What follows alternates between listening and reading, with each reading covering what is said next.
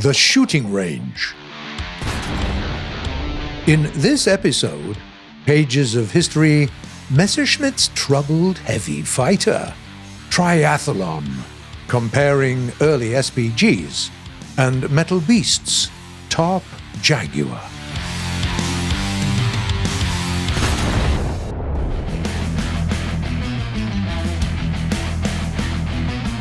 Today, we'd like to start with a participant of a recent triathlon, the British multi-role strike aircraft, the Sepicat Jaguar GR-1A.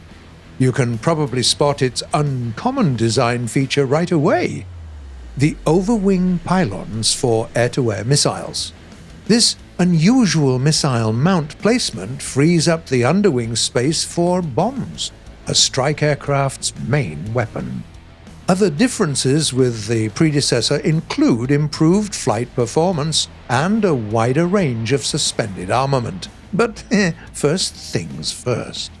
This aircraft is propelled by two turbojet engines with afterburners.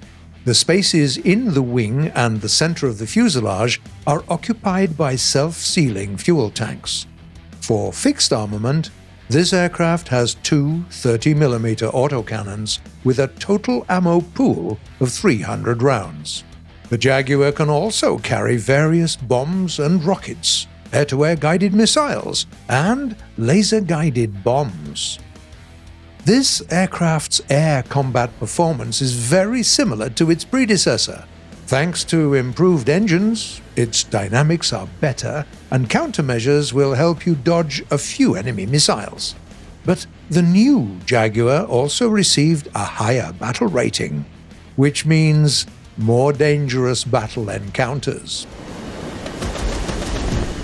Basically, your optimal strategy is don't maneuver unless necessary. Keep your speed up and send the unaware enemies to the hangar screen. Two 30mm autocannons will be pretty useful for the latter, too. Their fire rate might seem pretty low compared to some competitors, but that allows for a more relaxed trigger discipline.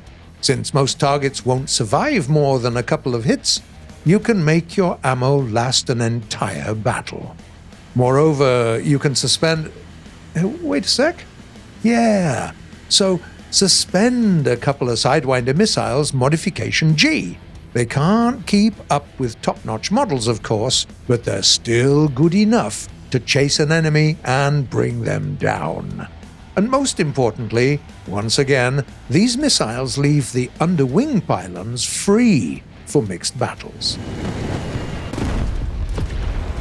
Your main weapon against enemy anti-air is two guided bombs and the TIALD, or Thermal Imaging Airborne Laser Designator. It can lock onto the enemy machine, not a spot on the ground, and hit it even if it's moving. Finally, the Jaguar can also take a couple of 1,000-pound bombs, although these you'll have to drop the old-fashioned way, up close.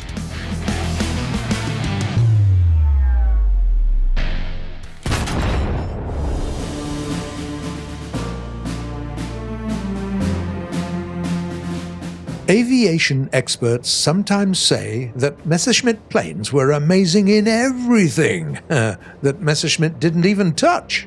For instance, it had amazing Daimler-Benz engines, great Bosch hydraulics, zippy Siemens electrics, far-reaching Lorenz AG radio, and sharp Carl Zeiss optics. All they had to do was use them properly. And that's where they encountered some issues. Here's the famous two-engined Me-410 multi-role fighter. By the time World War II began, it had already become obvious that long-range heavy fighters weren't the best idea at all. Of course, the Bf-110 could escort bombers throughout the whole mission, but what's the point if it couldn't keep up with single-engine fighters' speed and maneuverability? Well, they could install better engines, but a single obstacle was in the way. Messerschmitt designed the wing to be single-spar. exactly like on all their other planes. It wasn't even a disadvantage. It was a flaw so fatal that some engineers would call it a result of the terminal decision syndrome. Messerschmitt used it once and then kept using it on all later projects. It performed well on light sport aircraft. It was okay-ish on early single-engine Bf-109s. But for the 110, with its heavy engines and radiators putting load onto the wing, it was, to say the least, unsuitable. With low torsional stiffness, such a wing struggled to carry the DB601 engines, and the future would soon bring more powerful ones, the DB605, and those were even heavier. As for the DB603, well, they had a total volume of almost 45 liters and a mass reaching a whole ton. No way could they fit that monster onto the old construction. A new plane was required. More compact, lighter, faster, with stronger engines and better weapons. Everything was improved in the replacement of the 110, except for one thing: that damned single-spar wing. Messerschmitt simply ignored all the pleas of its engineers. The old fundamental design flaw erased any and all improvements the new fighter was to have. It turned out to be unstable, flimsy, and so shaky mid-air that pilots were scared of taking it to the skies. Naturally, after the fighter hit mass production, improving the wing was a pure nightmare for the engineers. It basically required starting from scratch. Simply said, the task looked insurmountable. Messerschmitt's direct order was to keep the wing single-spar. Moreover, the total weight of the plane could not be increased. And on top of all that, the new Me-410 that replaced the discredited Me-210 was going to get the strong, heavy DB603 engines. Just imagine. The Me-210 performed its maiden flight in September 1939 in the first days of the war. Meanwhile, the early improved prototype of the Me-410 only made it by the autumn of 1942, when the Blitzkrieg had failed. The Axis powers were already losing in North Africa, and German cities and factories were facing the threat of massive bombings. The 410 saw a whole range of modifications, but retained its status as the most issue-ridden Luftwaffe plane until the end of the war. Even despite the fact that better alternatives were available, like the Heinkel 219 or the Arado 240, Germany stubbornly continued making hundreds of these controversial Messerschmitt planes. The latter, by the way, never learned the lesson. They built more planes for Germany, like the four-engined Me-264 or the jet Me-262. Guess what the main problem was in their development? Right! The same old single-spar wing.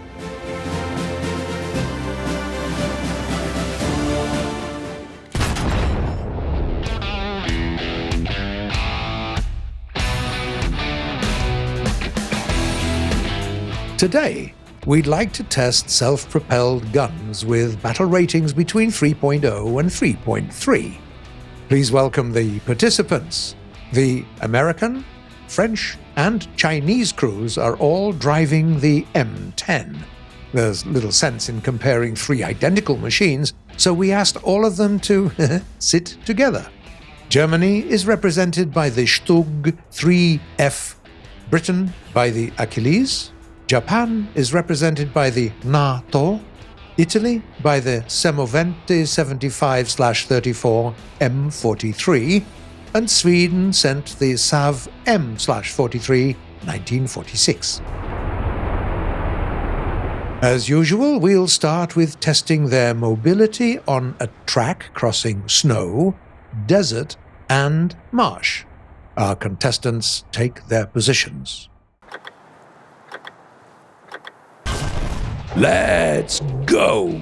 At first, there's no clear leader except for a small lead gained by the Swedish machine.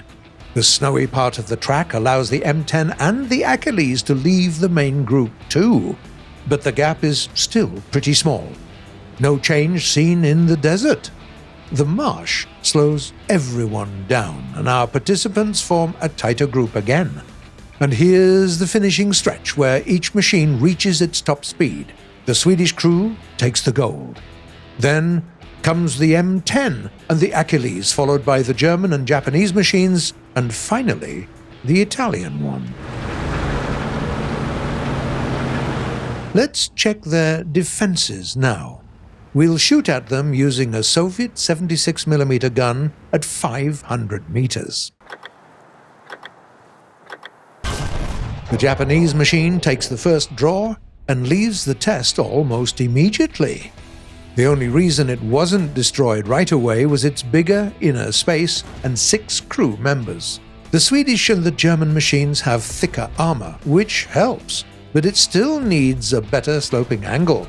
The M10 and the Achilles managed to deflect some rounds thanks to track links and sophisticated gun mantlets. The Italian machine turned out to be the sturdiest. Its combat compartment is invincible for the Soviet projectile. And now for the most important test, the firepower. We'll put up a couple of KV tanks for targets, where one would expose its side and the other would angle its armor. To make the comparison more objective, we've removed all ammunition from our targets. Open fire! The M10, the Stug, the NATO, and the Semovente destroy this simpler target right away with their armor-piercing rounds. The British and the Swedish machines need 2 shots. Meanwhile, the M10, NATO, and Stug finish the second target with the same shells and pass the test. The Achilles and the Sav have no problems with the Soviet Heavy either, while the Italian crew seems to be having difficulties. Even heat shells can't damage the KV's turret with the first hit.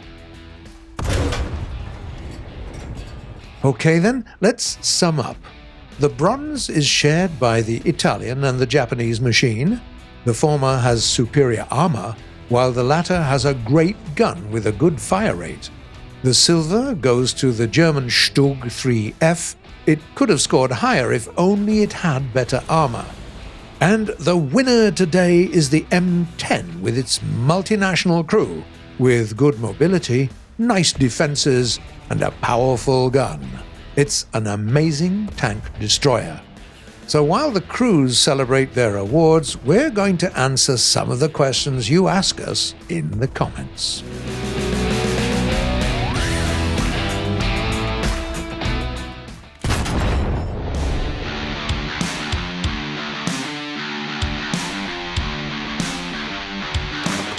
The first question was sent by a player called Marvin Stan. Will you ever have a TikTok account? Hello, Marvin. Yeah, we already have one, and it's easy to find. Just search for War Thunder. Our official account is the one with a tick next to it. Check it out. Aleric Ulti Enslin asks, now that we have the amazing M1A1 HC Abrams, how does it stack up to the M1A2 Abrams? Hi there. The A2 modification has a thermal imager for the commander instead of the APS. It helps you to find your enemy earlier, so we can say that both top Abrams have their own advantages.